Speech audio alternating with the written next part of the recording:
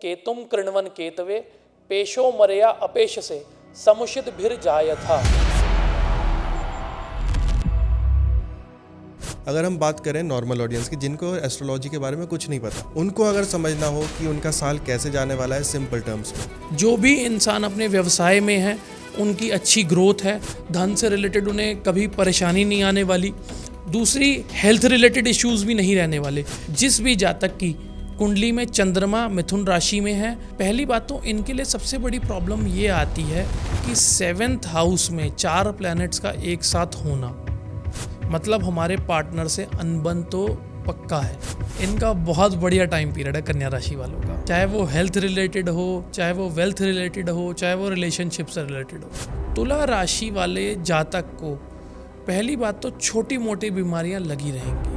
Health related इन्हें कोई issue नहीं रहने वाला, पार्टनर रिलेटेड भी इन्हें कोई इशू नहीं रहने वाला। बट तो उनके लिए क्या रेमेडीज रहेगी, वो कैसे अपनी चीज़ों को और बेटर कर सकते हैं? सूर्य शौर्यम अथ इंदुच पदवीम सन्मंगलम मंगलः सबुधिम च बुधो गुरुश्च गुरुताम शुक्रम सुखम शम शनि। Naveen ji, welcome back to the Pixel Talks. Thank you so much. कैसे हैं सर आप? बहुत बढ़िया सर। 2026 आने वाला है सर। हाँ जी। लास्ट टाइम जब हम मिले थे हमने पामिस्ट्री के ऊपर बात करी हाँ थी और जी। बहुत अच्छे से आपने एक्सप्लेन किया था और काफ़ी शॉकिंग रिजल्ट्स भी हमें मिले थे उसमें देखने को। तो आज का जो हमारा मोटिव है, क्योंकि मेन जो आपका कोर है एस्ट्रोलॉजी है, हाँ जी। तो एस्ट्रोलॉजी के बेस पे हम जानना चाहेंगे कि 2026 जो आ रहा है वो किन के लिए कैसा आ रहा है, किसके लिए अच्छा रहने वाला है, किसके लिए चैलेंजेस रह सकते हैं, और अगर कोई चैलेंजेस रह सकते हैं तो उसको लोग बेटर कैसे बना सकते हैं। तो आज के इस पॉडकास्ट में पूरा हम यही डिस्कस करने वाले हैं। बिल्कुल यही समझने वाले हैं, क्योंकि 2026 से रिलेटेड लोग जानना चाहते हैं और जानना चाहते हैं कि उनका 2026 कैसा रहेगा, कैसा आएगा। अगर कोई मुश्किलें आने वाली है तो वो पहले उस चीज़ से थोड़ा सा अपने आप को संभाल लें। पर देखिए, कई लोग ऐसे हैं सर जिन्होंने आपको हमारे एपिसोड में पहले भी देखा है, क्योंकि उन्होंने हमारा पिछला एपिसोड ज़रूर देखा होगा। पर कई लोग ऐसे हैं जो आपको फर्स्ट टाइम देख रहे हैं, उन्होंने अभी तक आपको देखा नहीं है। तो उनके लिए आप एक छोटा सा इंट्रोडक्शन दीजिए जिससे कि उनको समझ आ जाए जो उनको 2026 के बारे में उनका बताने वाले हैं वो कौन है और कैसे इस लाइन पे आप जुड़े। ठीक है। मैं आचार्य नवीन चतुर्वेदी जी। और करीब 1.5 दशक से मैं एस्ट्रोलॉजी पे काम कर रहा हूँ। वाह। और मेरा सिर्फ मोटिव ये है कि एस्ट्रोलॉजी को लेके जितना आज की डेट में लोगों के दिल में डर बिठाया गया है, उस डर को हटाने के लिए, उस चीज़ को और उतना सिंपल बनाने के लिए मैं काम करता हूँ, उस चीज़ पे ही काम करता हूँ कि किसी भी, जैसे आजकल बहुत ज़्यादा डर बिठा रखा है शनि राहु केतु जी। तो एक्चुअल में ये होते क्या है, मैं इन चीज़ों को समझा के लोगों का जो ये डर है वो ख़त्म करता हूँ। बिल्कुल। तो 1.5 दशक से मैं यही करता आ रहा हूँ और जब तक राम जी की इच्छा रहेगी तब तक आगे भी ऐसा ही करते रहेंगे। बिल्कुल। तो बेसिकली सर, वैसे तो लोग आपके एपिसोड्स भी देखते हैं, आपके चैनल पे जाते हैं, देखते हैं। नवीन, आचार्य नवीन के नाम से आपने चैनल जो बनाया है अपना यूट्यूब का, उसमें लोग आपको देखते ही हैं। ऑब्वियसली वो आपके बारे में, कई ऐसी ऑडियंस होगी जो ऑलरेडी आपके चैनल को देख करके यहाँ पे भी आई होगी, तो वो जानते हैं कि आप किस तरीके से चीज़ों को बताते हैं। तो आज अगर हमारा टॉपिक जो है, अगर हम उसमें आ जाए क्यों, तो उसकी तरफ चलते हैं और समझते हैं कि 2026 सर एक्चुअली में आने कैसे वाला है। क्योंकि जैसे 2025 था, उसमें तो काफ़ी सारी चीज़ें ऊंच नीच चलती रही, तो क्या 2026 में भी ऐसी रहेगा या 2026 थोड़ा सा डिफरेंट है? देखो, 2026 जो आने वाला है, अगर मैं इसकी 1 जनवरी की कुंडली बनाऊं तो ये धनु लग्न की कुंडली बन रही है। अच्छा। और जो इसका लग्नेश है उसकी दृष्टि पूरी अपने भाव पे है। तो साल की भी कुंडली बनती है? हाँ जी। मंथ की बनती है सर? मंथ की भी बनती है, साल की भी बनती है और दिन की भी बनती है। अच्छा। ठीक है, इस टाइम हम बात कर रहे हैं तो हम इस टाइम की भी कुंडली बना सकते हैं। ओके। तो अगर मैं उस पर बात करूं तो जब भी कोई भी भाव अपने भावेश से, मतलब अपने लॉर्ड से दृष्ट होगा, तो वो भाव जो है वो पावरफुल होने वाला है। अच्छा। तो जैसा कि मैंने अभी बताया, धनु लग्न की कुंडली बन रही है और वहाँ से 7th दृष्टि जुपिटर की अपने भाव पे आ रही है। ओके। जो कि एक बहुत अच्छा संकेत है हमारे आने वाले साल के लिए। ओके। तो ये साल जो है बहुत अच्छा भरपूर रहने वाला है। ठीक है, ग्रोथ अच्छी रहने वाली है। कुछ लोगों के लिए चैलेंजेस भरा भी होने वाला है ये। अच्छा। अच्छा। क्योंकि हर जातक की कुंडली अलग अलग होती है, हर बंदे का लग्न अलग है, हर बंदे की राशि अलग है, बिल्कुल। तो उस हिसाब से वो अलग रहने वाला है। पर ओवरऑल ये साल जो है ग्रोथ का अच्छा है। ओके। और वैसे ही स्टार्टिंग जुपिटर से हम कर रहे हैं, तो गुरु का जब आशीर्वाद मिल गया तो ये साल पूरा धर्म कर्म में जाने वाला है और अच्छी ग्रोथ में जाने वाला है, क्योंकि जुपिटर जो है वो धन कारक भी होते हैं। ठीक है, तो मतलब कि ओवरऑल समझे तो मतलब अच्छा आने वाला है 2026। हाँ जी, तो चलिए अच्छा आने ऑडियंस वाला को थोड़ी तो शांति मिली होगी कि हाँ ठीक है क्योंकि 2026 थोड़ा अच्छा आने वाला है। क्यों? हाँ, पर ये तो अभी हमने बहुत सारा टेक्निकल बात कर ली, हर किसी को नहीं समझ आएगा हाँ जी। कि धनु लग्न के अंदर क्या है या जुपिटर का क्या इम्पैक्ट है।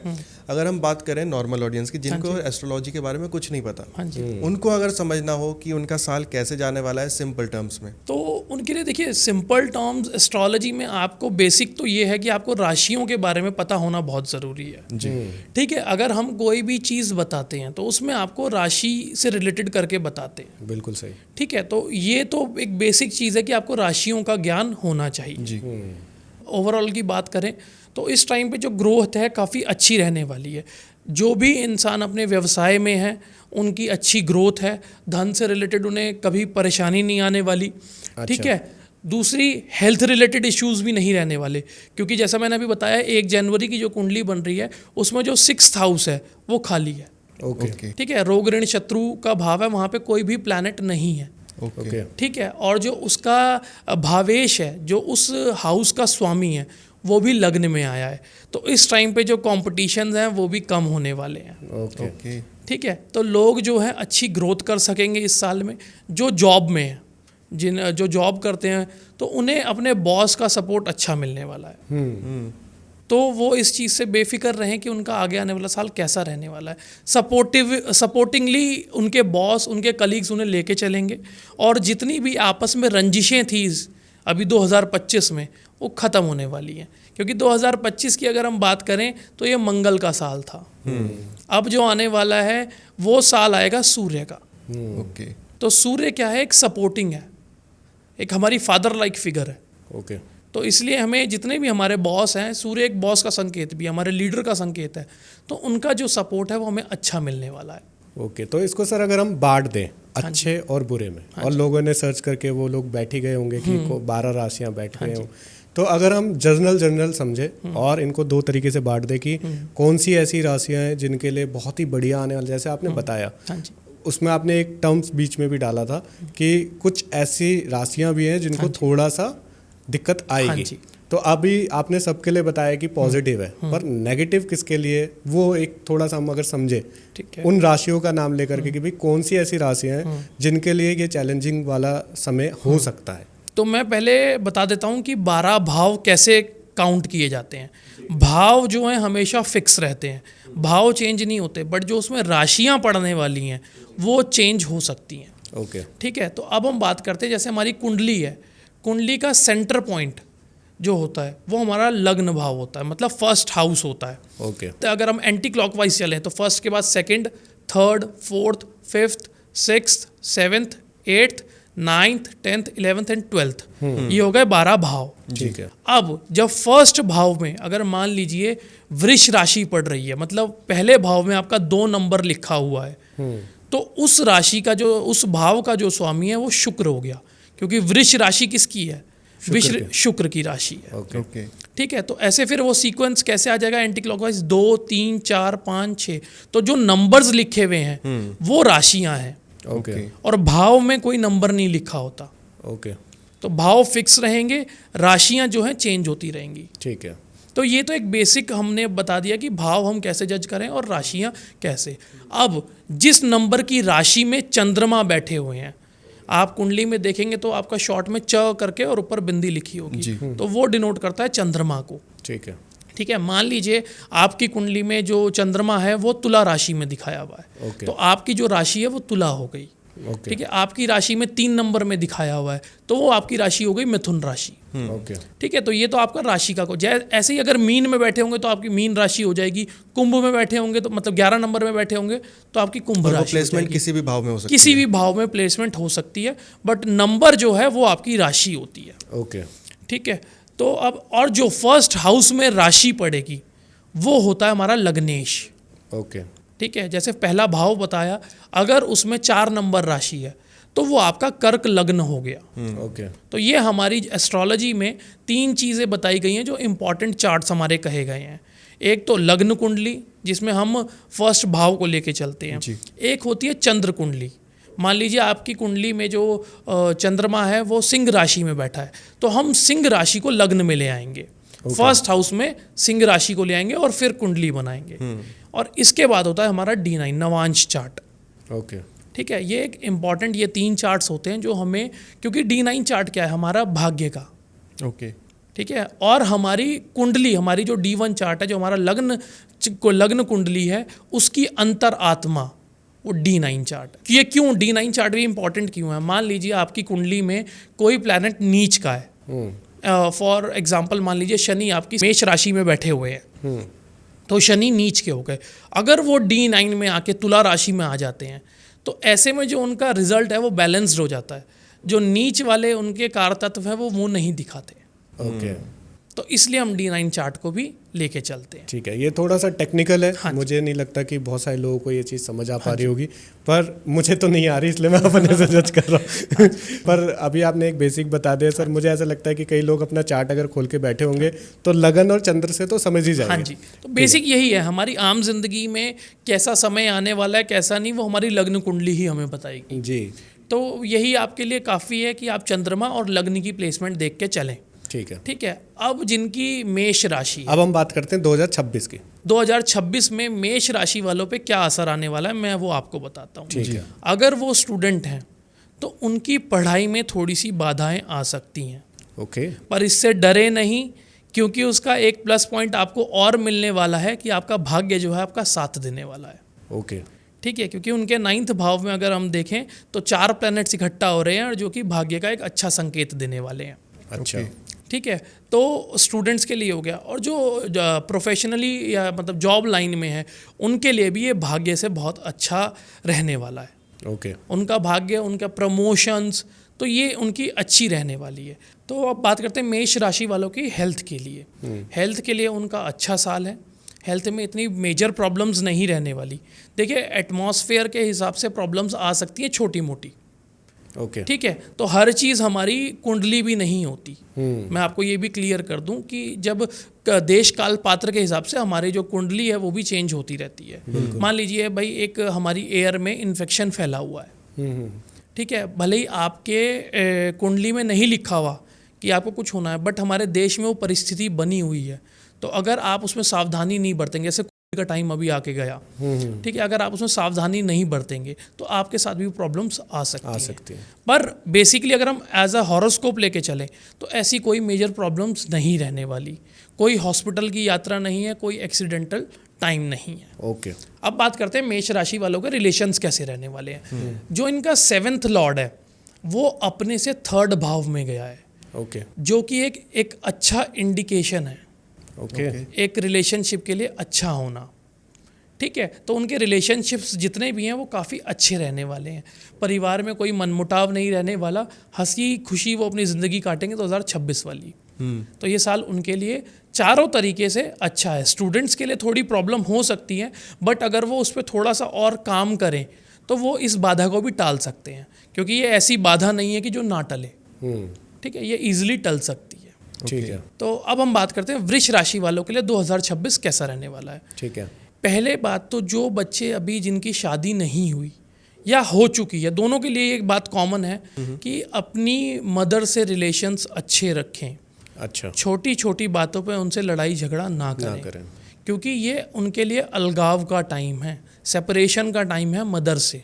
ओके। हाँ जी, तो इससे वो थोड़ा सावधान रहें, अपनी बोली पे नियंत्रण रखें। क्योंकि वृष राशि क्या है, काल पुरुष की कुंडली में 2nd भाव हमारा बोली का है, हमारे इस फेस वाले एरिया का है। तो इसमें अपनी जो बोली है उसे सुधार के रखें। ओके। हालांकि यहाँ इस साल में जो 1 जनवरी की कुंडली है उसमें चंद्रमा उच्च का है, मतलब अपनी उच्च राशि में जितने उसके रिजल्ट्स हैं वो और अच्छे देने वाला है। ठीक है, बट ये थोड़ी छोटी छोटी सावधानियाँ हैं जो हमें पहले से ही पता हो तो अपने रिलेशनशिप को संभाल सकते हैं। ठीक है, अब बात करते हैं कि हेल्थ रिलेटेड, इन्हें हेल्थ में कोई प्रॉब्लम नहीं रहने वाली। ओके। ठीक है, फोर्थ, इनके जो फोर्थ भाव है वहाँ पे केतु का स्थान है और वो 10th हाउस को देख रहा है। तो ऐसे में जो है वो अपने कर्म को नियंत्रित रख के चलें, अच्छा, किसी गलत जगह पे आगे ना बढ़ें। अगर वो गलत की तरफ एक स्टेप भी उठाते हैं तो उनके ऊपर मुसीबत 10 गुना होके आने वाली है। अच्छा, हाँ जी, तो वृष राशि वाले इस चीज़ का ज़रूर ध्यान रखें। करियर रिलेटेड जो उनका टाइम रहने वाला है, करियर से रिलेटेड उन्हें बहुत फ्रूटफुल रिजल्ट्स मिलने वाले हैं। ओके, ठीक है, क्योंकि अब बात करते हैं 8th हाउस पे। 8th हाउस में 4 ग्रह एक साथ इकट्ठे हो रहे हैं। ठीक है, 8th हाउस क्या होता है? एक गड्ढा स्थान है, एक छिद्र भाव है। इसमें 4 प्लैनेट्स का होना, तो वहाँ पे जो है शुक्र भी आ रहे हैं। शुक्र 8th हाउस में बहुत अच्छे रिजल्ट्स दिखाते हैं। अच्छा, ठीक है, तो हम बिल्कुल ये कह सकते हैं कि उनके जो रिजल्ट्स काफ़ी अच्छे रहने वाले हैं, क्योंकि लग्न की बात करें तो शुक्र उसका लग्नेश भी है, उनका राशि का स्वामी भी शुक्र है। तो हम पहले उसकी प्लेसमेंट देखें तो वो भी एक अच्छी प्लेसमेंट है, तो इसलिए उन्हें जो उनके करियर रिलेटेड प्रॉब्लम्स हैं वो नहीं आने वाली। ठीक है, अब बात करते हैं उनके जो पर्सनल रिलेशंस हैं, मतलब उनकी अपनी फैमिली, मतलब वाइफ हो गई या वाइफ के लिए हस्बैंड हो गए, तो उनके लिए कैसा उनका रिलेशन रहने वाला है। अब उसमें थोड़ी सी दिक्कत आ सकती है। ओके, अब उनके लिए जो उनका 7th लॉर्ड है वो 8th हाउस में आ गया। ठीक है, तो ऐसे में थोड़ी सी प्रॉब्लम्स वो दे सकता है। अच्छा, और वैसे भी उनका जो 7th लॉर्ड है वो मंगल बन रहा है। मंगल का काम क्या है? झगड़ा कराना। और एक्सीडेंट्स भी हो सकते हैं इनके। अच्छा, ठीक है, मतलब मेजर वाले नहीं कि एक छोटी मोटी, जैसे हम चल रहे हैं कहीं से कट लग गया तो चोट आ गई, तो ये ऐसे वाला उनका थोड़ा टाइम पीरियड है। ओके, तो थोड़ा संभल के रहना है। थोड़ा संभल के रहने की ज़रूरत है। बाकी डरे नहीं, एंड में आपको यहाँ इसमें रेमेडी भी मिलेगी। अब बात करते हैं मिथुन राशि वालों के लिए 2026 कैसे रहने वाला है। बिल्कुल, जिस भी जातक की कुंडली में चंद्रमा मिथुन राशि में है या फिर लग्न में 3 नंबर की राशि आती है, तो उनके लिए कैसा रिजल्ट्स रहने वाले हैं। पहली बात तो इनके लिए सबसे बड़ी प्रॉब्लम ये आती है कि 7th हाउस में 4 प्लैनेट्स का एक साथ होना, मतलब हमारे पार्टनर से अनबन तो पक्का है, बनती है।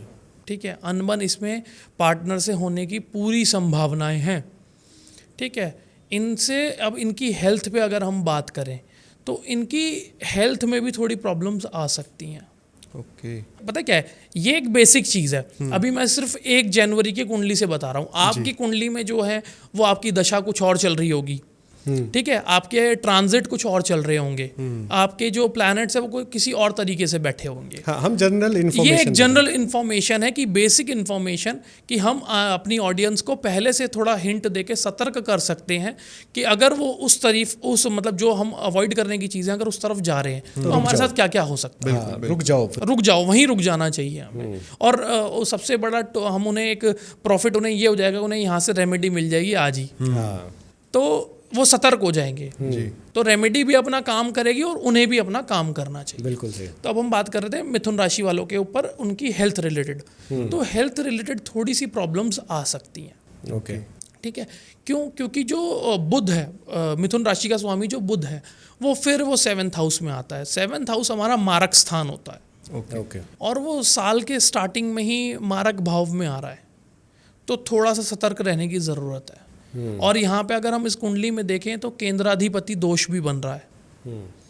ठीक है, कि जिसे हम थोड़ा सही नहीं मानते। ओके, तो थोड़ा सा ये मिथुन राशि वालों के लिए थोड़ा सा प्रॉब्लमैटिक ईयर हो सकता है, बट फिर रेमेडी मिलेगी। आप अपने कर्म अच्छे रखें और रेमेडी करते रहें तो आपको उसका अच्छा रिजल्ट भी मिलेगा। अब इनके जो करियर रिलेटेड है, मिथुन राशि वालों का करियर जो है जी, वो शनैः धीरे धीरे बढ़ेगा। क्यों? इनके 10th भाव में शनि महाराज बैठे हैं। तो शनि महाराज जो है वो बहुत स्लो मूविंग प्लैनेट है। तो जो इनके करियर में प्रमोशन है, देखो शनि महाराज की एक बहुत अच्छी बात है कि उनमें डिले है, डिनाइनेस नहीं है। मेहनत कराएंगे पर रिजल्ट देंगे और पक्का देंगे। तो इसलिए उनके जो मिथुन राशि वालों का करियर रहने वाला है वो धीरे धीरे बढ़ेगा, पर उन्हें अचीवमेंट्स अच्छी मिलेंगी। क्योंकि शनि महाराज हमें ना अच्छे से तोड़ देते हैं, हमें उस लायक बना देते हैं कि अब हमें ये पता होता है हमें अगले कदम पे अपनी कौन सी चाल चलनी है। बिल्कुल। तो आगे जो उनकी अचीवमेंट्स है वो काफ़ी अच्छी रहने वाली हैं। अब कर्क राशि पे आते हैं, 2026 में उनका टाइम पीरियड कैसा रहने वाला है। जी बिल्कुल। अब इनके जो पारिवारिक रिलेशंस है, अपने कुटुंब से रिलेशन, मतलब अगर ये जॉइंट फैमिली में रहते हैं तो ये उनका सेपरेशन का टाइम है, अच्छा। क्योंकि इनके सेकंड भाव में जो है केतु आ रहे हैं। केतु महाराज क्या करते हैं, एक सेपरेशन देते हैं। जी जैसे शनि वैसे केतु, इन दोनों का कार तत्व एक है, ये सेपरेशन दिलाते हैं। ठीक है, तो सेकंड हाउस हमारा जो होता है वो कुटुंब का होता है। तो ऐसे में जो जातक का है वो अपने कुटुंब से अलग होने की संभावना है। अब देखिए रीज़न कुछ भी हो सकता है। रीज़न ये हो सकता है कि वो फॉरेन सेटलमेंट के लिए चले जाएं। जी। ठीक है, एक अलगाव ये भी हो गया। एक अलगाव ये भी है कि भाई आपस में अनबन हो गई तो एक अलगाव हो गया, बट ये टेम्परेरी रहने वाला है। जातक की अपनी कुंडली भी कुछ कह रही होगी तो उसके एक अलग रिजल्ट्स होने वाले हैं। ये एक बेसिक रिजल्ट्स मैं आपको दे रहा हूँ। इनका जो करियर में कंपटीशन बढ़ेगा। ओके। हाँ, क्योंकि इनका फिर वही 6th हाउस में जो है इतने सारे 4 प्लैनेट्स का एक साथ होना, तो मतलब और आपस में क्या है, सारे एक दूसरे में किसी की नहीं बनती, चारों प्लैनेट्स ऐसे इकट्ठे हो रहे हैं। अच्छा। तो कंपटीशन जो है इनका भयंकर रहने वाला है। तो इन्हें बहुत संभल के चलना पड़ेगा आगे। अब इनकी हेल्थ पे बात करते हैं। इनकी हेल्थ में जो है मेजर प्रॉब्लम्स नहीं रहने वाले, बट एक छोटी सी प्रॉब्लम इन्हें जो आ सकती है वो है पीलिया से, जॉन्डिस से रिलेटेड। ओके। ठीक है, क्योंकि इनके 12th भाव में जो है वो जुपिटर आ रहे हैं। 12th भाव हमारा हॉस्पिटल का भाव होता है, VVIPs का भी भाव होता है 12th भाव। तो ऐसे में मिले जुले उन्हें रिजल्ट मिलेंगे कि हो सकता है उन्हें कोई नई VVIPs मिले, हो सकता है उन्हें हॉस्पिटल की यात्राएं ज़्यादा करनी पड़े। अब देखिए ये प्लस ये अब जातक की कुंडली पे डिपेंड करता है कि उनकी कुंडली में क्या टाइम पीरियड चल रहा है, कि या तो वो हॉस्पिटल अपने लिए जा रहे हैं दिखाने या किसी और को देखने जा रहे हैं। सही बात है। और चक्कर लगेंगे, ये चक्कर लगेंगे पर। तो कर्क राशि वालों का ये सिचुएशन है।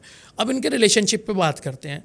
रिलेशनशिप के इनके जो स्वामी है, पार्टनर के जो स्वामी है वो शनि महाराज। अच्छा। तो ऐसे में जो शनि महाराज का एक कारतत्व है कि इन्हें शादी नहीं करनी थी। अब जो शादीशुदा लोग हैं थोड़ा सा वो चाहेंगे कि मेरा थोड़ा सा डिस्टेंस मेंटेन हो ओके। अपने पार्टनर से। ओके। ठीक है, अलगाव नहीं है यहाँ पे, बस एक डिस्टेंस मेंटेन करने की बात हो रही है। तो थोड़ा सा एक दूसरे से थोड़ा दूर दूर रहने की कोशिश करेंगे। ओके। तो ये तो हो गया कर्क तो राशि ये वालों उनके का। लिए ठीक है या फिर ये गलत है? देखिए ये टेम्परेरी है, फिर वही बात है, ये एक सिर्फ हमने 1 जनवरी की कुंडली से एक प्रिडिक्शन दी। बेसिकली अगर किसी की कुंडली में इसी तरीके का भाव जो आप बता रहे हैं हाँ वैसे ही है, तो क्या उनको सेपरेट होना चाहिए या थोड़ा थोड़ा दूर रहना चाहिए? नहीं, या? देखिए अभी मैंने थोड़ी देर पहले क्लियर किया कि शनि महाराज का काम है डिलेनेस, डिनाइनेस नहीं है। ठीक है, अगर उनके कोई किसी जातक के परमानेंट वहाँ पे शनि अगर उसके स्वामी हैं तो थोड़े टाइम का सेपरेशन देंगे, बट अलगाव नहीं देंगे, ठीक है। पूरा अलग नहीं करेंगे। ओके। और देखिए कई बार क्या होता है, कुछ चीज़ें इतनी इंपॉर्टेंट हो जाती हैं। मान लीजिए हमारी घर में आपस में किसी से लड़ाई है, तो जब हम थोड़ा सा दूर हो जाते हैं ना तो लड़ाई थोड़ी ठंडी पड़ जाती है। वो सेपरेशन कैसा भी हो सकता है, चाहे अलग अलग सिटीज़ में आप जॉब कर रहे हो। हाँ, कैसा भी हो सकता है वो सेपरेशन। ओके। पर बेसिकली जो देखा गया है वो इस तरीके से नहीं, गृहस्थी से रिलेटेड देखा गया, ओके। जॉब से रिलेटेड नहीं देखा गया, बट गृहस्थी से रिलेटेड देखा गया कि थोड़ा सा जो दूरियां बढ़ जाती है, कहते हैं ना आपस में मनमुटाव होकर दूरियां बढ़ना, थोड़ा सा ऐसा हो सकता है। ओके। एक मैंने वीडियो देखी थी, उसमें बताया था कि अगर ऐसा कुछ हो रहा है तो आप बेड अलग अलग कर दो। देखिए ये तो अपने सिर्फ मन को समझाने वाली बात है। ठीक है, रहना आपको एक ही घर के नीचे है, एनर्जी आपको सेम वैसी ही मिलने वाली है, तो सिर्फ ये मेरे ख्याल से ये तो रेमेडी नहीं है। ओके। हाँ, ये रेमेडी नहीं है। देखिए रेमेडी होती क्या है, ये तो आपने एक प्रैक्टिकली अपना दिमाग लगाया और आपने कह दिया भाई बेड अलग कर दो तो आप अलग हो गए। क्या आप पूरे दिन एक साथ नहीं रहोगे? बिल्कुल रहोगे। इसके पीछे एक बेसिक सी सिंपल सी एक नॉलेज है, रहना एक ही छत के नीचे है। बिल्कुल। ठीक है, तो ये एक सेपरेशन का पार्ट नहीं हुआ। ओके। ऐसा ज़रूर हो सकता है कि एक आध दिन के लिए वो बाहर चले गए, ऐसा हो सकता है, बट ये नहीं कि भाई एक ही छत के नीचे आप अलग अलग बेड कर लिया तो हम अलग हो जाएंगे। अलग हो नहीं। जाएंगे। तो थोड़ा देखो ग्रह अपना काम करता है। और ग्रह क्या है, देखो ये कोई अलग से भगवान ने हमें कोई ये श्राप नहीं दिया या कोई ये हमें आशीर्वाद नहीं दिया, ये हमने ही कर्म करे हुए हैं। ट्रांजिट भी होता है वो हमारे कर्म सामने आते हैं। ये कुंडली हम अपने कर्म की लेके आए हैं, अपने संचित में से निकाल के कि भाई अब हमें ये प्रारब्ध है, ये हमारा हमें ये लेके भोगने जाना है, ये हमने ही डिसाइड किया हुआ है। बिल्कुल। तो इसमें कोई दोषी नहीं होता। अब देखिए, अब थोड़ी सी एक चीज़ है बड़ी अच्छी लगती है मेरे को सुनने में कि सुख भी तुम्हारे हैं, दुख भी तुम्हारे हैं, बिल्कुल। छोड़ू किसे भगवान, दोनों ही तुम्हारे हैं। बिल्कुल। ठीक है, तो इसलिए सुख भी आए तो सम रहना चाहिए, दुख भी आए तो भी सम रहना चाहिए। एक अभी मूवी भी थी, वो उसमें अजय देवगन और सिद्धार्थ मल्होत्रा की, वो बार बार उसे एक चीज़ पे पिंच करता है, एक ही जोक सुनाता है बार बार और कहता है अब हंसो। तो वो सिद्धार्थ मल्होत्रा बड़ी जोर से कहता है कि मैं एक ही जोक पे कब तक हंसूं। तो उसमें वो बड़ी अच्छी लाइन बोलता है, तो एक ही दुख को पकड़कर कब तक रोओगे। सही बात है। तो इसलिए जो चला गया उसे जाने दो, वो भी हमारे अच्छे के लिए। भगवान ने हमें हमारे कर्म काटने के लिए भेजा है। बिल्कुल। अब चाहे हंस के काटे चाहे रो के काटे, वो हमारे ऊपर डिपेंड करता है। सिंह राशि वाले जो जातक हैं 2026 में उन पे कैसे रिजल्ट्स रहने वाले, मैं आपको वो बताता हूँ। इसमें अब लग्न में जो आ रहा है वो केतु आ रहे हैं। ओके। ठीक है, केतु क्या है, स्पिरिचुअलिटी की तरफ हमें अग्रसर करते हैं। ठीक है, और आपने एक टर्म सुना होगा केतु से रिलेटेड, रघुकुल केतु। मतलब हमारे वंश, रघुकुल केतु भगवान राम को कहते थे। मतलब रघु के कुल के केतु मतलब ध्वज। ठीक है, तो इनकी क्या एक बहुत अच्छी खासियत है कि जिस भी फैमिली में ऐसा जातक है जिनका लग्न में केतु है, वो अपने कुल का नाम रोशन करता है। ओके। ठीक है, तो स्टूडेंट के लिए ये एक अच्छा टाइम पीरियड रहने वाला है। तो उनका जो स्टडीज़ हैं काफ़ी अच्छी रहने वाली है। ओके। ठीक है, तो स्टूडेंट तो बेफिक्र रहें, नाम हाँ, रोशन पर करेंगे। इसके चक्कर में पढ़ाई ना छोड़ें। ठीक है, तो उनके स्टूडेंट्स के लिए तो ये हो गया। अब रिलेशनशिप पे बात करते हैं। रिलेशनशिप में जो स्पिरिचुअलिटी है ना केतु के पास, जी। वो थोड़ा सा हमें संसार से अलग करता है। ओके। अगर हम इस तरीके से देखें तो जो एक मैरिड लोग हैं, मैरिड जातक हैं, उनके लिए थोड़ी सी चैलेंजेस हो सकते हैं, क्योंकि ये हमें संसार से अलग करने की कोशिश करता है, बट हमें अपना जीवन यापन करने के लिए संसार में ही रहना पड़ेगा। ठीक है, तो थोड़े से चैलेंजेस उस वे में आ सकते हैं। तो उस जातक को मैं स्पेशली, आप मेरे को एंड में बताना, केतु के लिए मैं एक अच्छा मंत्र दूंगा कि जिससे उनके जो ये दुविधा है वो दूर रहेगी। ओके। ठीक है, करियर में भी थोड़ी प्रॉब्लम रहेगी उन्हें, रिलेशनशिप में भी थोड़ी सी प्रॉब्लम रहेगी, बट हेल्थ वाइज कोई प्रॉब्लम नहीं रहने वाली। क्योंकि केतु जो है स्पिरिचुअलिटी, योग, इन सारी चीज़ों को दिखाता है, गुप्त विद्याएं। तो ऐसे में जो जातक होगा जिनका केतु लग्न में मतलब लग्न में हो, वैसे भी बता रहा हूँ, या जिनकी राशि सिंह रहने वाली है, तो उनके लिए, और सिंह राशि क्या है, 5th हाउस, 5th हाउस में सिंह राशि है, तो ये 5th हाउस होता है हमारी पढ़ाई का। तो जो मैरिड भी है ना, तो उनकी भी जो रुचि होगी वो होगी एस्ट्रोलॉजी पढ़ने को, टैरेट पढ़ने को, न्यूमरोलॉजी, जितनी भी गुप्त अकल्ट साइंस है, इसकी तरफ इनका जो है अग्रसर होगा पढ़ने के लिए। ओके। हमारे धर्म ग्रंथों को पढ़ने में, वो जो किसी भी धर्म से हों, किसी भी संप्रदाय से हों, वो अपनी चीज़ों से रिलेटेड बहुत ज़्यादा उत्सुक होंगे ओके। पढ़ने को। ठीक है, तो ये थोड़ा सा प्लस पॉइंट है, बट थोड़ा सा उनके लिए साल जो है थोड़ा सा नेगेटिव रहने वाला है। ओके। हाँ जी। तो नेक्स्ट चलते हैं सर। हाँ जी, अब बात करते हैं कन्या राशि वालों के लिए 2026 का टाइम पीरियड कैसा रहने वाला है। ये तो इस साल के लिए बेफिक्र हो जाएं। अच्छा। इनका बहुत बढ़िया टाइम पीरियड है कन्या राशि वालों का। वाह। चाहे वो हेल्थ रिलेटेड हो, चाहे वो वेल्थ रिलेटेड हो, चाहे वो रिलेशनशिप से रिलेटेड हो, अच्छा। तो इनके लिए हर तरीके से टाइम पीरियड बहुत अच्छा है। तो बेफिक्र हो जाओ, ये भी नहीं कि बेफिक्र होकर कुछ भी कर रहे हैं, ये भी नहीं करना, पर उनका टाइम पीरियड एस्ट्रोलॉजिकली अच्छा रहने वाला है। ठीक है, अब बात करते हैं तुला राशि वालों के लिए 2026 का टाइम पीरियड कैसा रहने वाला है। तुला राशि वाले जातक को पहली बात तो छोटी मोटी बीमारियां लगी रहेंगी। अच्छा। ओके। ठीक है, थोड़ा सा उसमें सावधानी बरतें, जैसे कि इन्फेक्शन हो जाना, कभी कोई सी प्रॉब्लम रहेंगी। इनकी भाग दौड़ जो है वो थोड़ी बढ़ेगी ओके। इस दौरान। इनके चाहे काम से रिलेटेड हो, चाहे वो हेल्थ से रिलेटेड हो, इनकी जो भाग दौड़ है जो बढ़ने वाली है। थोड़ा सा ये आलस भी दिखाएंगे इस दौरान, बट थोड़ा सा चुस्त रहना है ओके। इन्हें। इनकी रेमेडी यही है इनके लिए कि थोड़े से एक्टिव रहें, तो ये प्रॉब्लम्स जो हैं वो थोड़ी सी टल जाएंगी इनके लिए। ओके। इनके रिलेशनशिप पे बात करते हैं। इनके रिलेशनशिप में ऐसी कोई ड्रास्टिक वाली बाधा नहीं है। ओके। ठीक है, इनका रिलेशनशिप जैसा ये चाहेंगे वैसा चलने वाला है। अच्छा। अब वो इनके हाथ पे डिपेंड करता है इन्हें अच्छे से निकालना है या घुमा फिरा के निकालना है। ओके। ठीक है, तो तुला राशि वालों के लिए चैलेंजेस थोड़े से इस दौरान हैं। ओके। बात करते हैं वृश्चिक राशि वालों का 2026 का टाइम पीरियड कैसा रहने वाला है। इनके परिवार में थोड़ी सी अनबन बनी रहेगी। कभी अच्छा। खटास कभी मिठास वाली कहानी इनके साथ रहने वाली है। हेल्थ रिलेटेड इन्हें कोई इशू नहीं रहने वाला, ठीक है। पार्टनर रिलेटेड भी इन्हें कोई इशू नहीं रहने वाला, बट थोड़ी सी प्रॉब्लम इन्हें जो आएगी वो ये आएगी कि इन्हें काम धंधे में थोड़ी सी स्ट्रगल करनी पड़ेगी। ओके। और उनके लिए थोड़ा सा ये टाइम पीरियड जॉब स्विच करने का है। ओके, तो करनी चाहिए? करनी नहीं चाहिए, अच्छा। क्योंकि थोड़ा सा वो केतु से इफेक्ट हो रहा है वो भाव। केतु क्या है, सहनशीलता नहीं देते, बहुत जल्दी मचाता है। तो आप अगर चीज़ें कुछ ठीक भी होंगी ना तो आप उसे गलत वे में लेंगे और आप एक्शन लेने पे उतार हो जाएंगे। बट आप उस चीज़ को संभालें, ठीक है। बट रेमेडी आपको एंड में मिलेगी कि आपको क्या करना चाहिए। बिल्कुल। तो थोड़ा सा वो इस तरीके से सावधान रहें अपनी जॉब से रिलेटेड। परिवार में देखिए 2 बर्तन हैं तो बजते भी हैं, बिल्कुल सही। तो कल एक साथ एक दूसरे में यूज़ भी आएंगे और बजेंगे भी, तो ये तो चल जाएगा।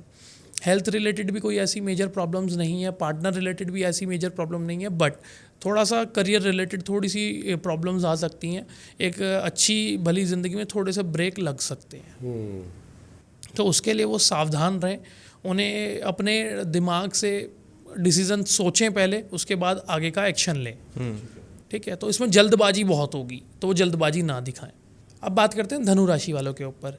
जैसा मैंने स्टार्टिंग में बताया, धनु राशि में राशि को उसके स्वामी खुद देख रहे हैं, तो एक प्रबलता मिल गई धनु राशि को, तो वो बेफिक्र हो जाए हर चीज़ से रिलेटेड। इनके भी बल्ले बल्ले। इनकी बल्ले बल्ले है, ठीक है। ये हर चीज़ इनकी अच्छी रहने वाली है। थोड़ा सा ये धर्म कर्म से जुड़ेंगे तो इन्हें 100 गुना रिजल्ट्स मिलेंगे, ठीक है। आसपास किसी को दान देना, किसी मंदिर में सेवा करना, ये अपने धार्मिक ग्रंथों को पढ़ना, अगर ये ऐसी चीज़ें अपनी लाइफ में लेके आएंगे तो इनके लिए बहुत अच्छा time period, golden time period रहने वाला है।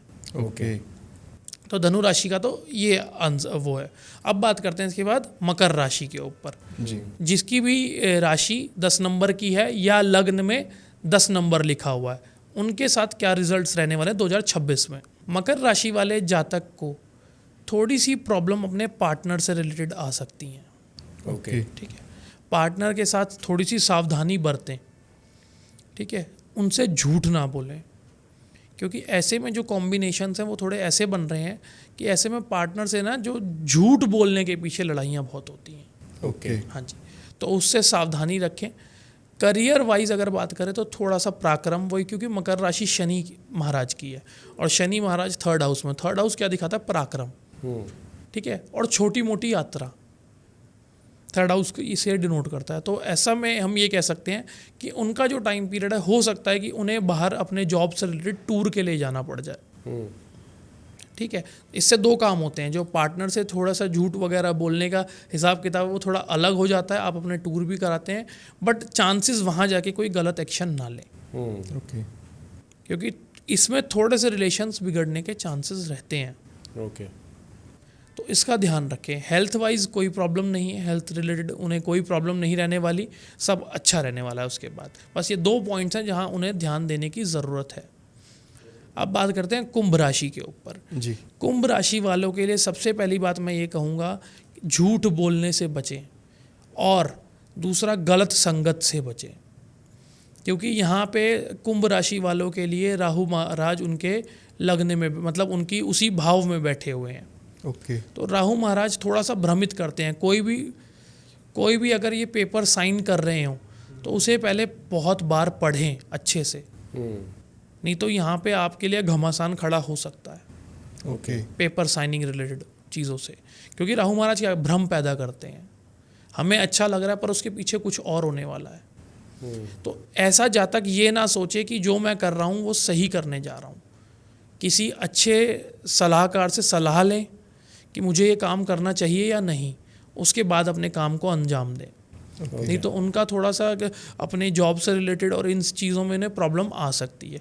देखिए धन रिलेटेड तो प्रॉब्लम नहीं रहने वाली, बट जॉब वगैरह से थोड़ी, जब इंसान एक जगह टिक के बैठा हुआ है काम कर रहा है, बट अगर स्विचिंग हो तो थोड़ी प्रॉब्लम हो जाती है। तो थोड़ा इससे उन्हें बचना चाहिए। साइनिंग अथॉरिटी अगर इस दौरान किसी के पास है तो थोड़ा सा कोशिश करें कि इस जो जिम्मेदारी से थोड़ा सा बचें, क्योंकि इसी चीज़ के ऊपर उनके ऊपर कोई भी आरोप लग सकता है। बिल्कुल। तो ये तो हो गई कुंभ राशि। अब बात करते हैं मीन राशि वालों के ऊपर। मीन राशि वालों के लिए 2026 का टाइम पीरियड कैसा रहने वाला है। मीन राशि वाले जातक एक चीज़ का ध्यान रखें, संयम बना के रखें, धैर्यता से चलें, क्योंकि यहाँ पे शनि महाराज का इफ़ेक्ट आ रहा है। तो शनि महाराज जो हमें पेशेंस के लिए काफ़ी अग्रसर करते हैं कि आप अपने अंदर पेशेंस रखो, आपको सब देने के लिए सक्षम मैं हूँ। तो थोड़ा पेशेंस से चलें, ठीक है, धीरे धीरे चलें, किसी भी मुकाम को हासिल करने में जल्दबाजी ना करें, तो वो प्रॉब्लम हो सकती है। पार्टनर रिलेटेड इन्हें कोई इशू नहीं रहने वाले, ठीक है। व्यवसाय, अगर कोई अपने व्यवसाय में है, मतलब बिजनेस करता है कोई अगर, तो उनके लिए भी ये टाइम पीरियड अच्छा है।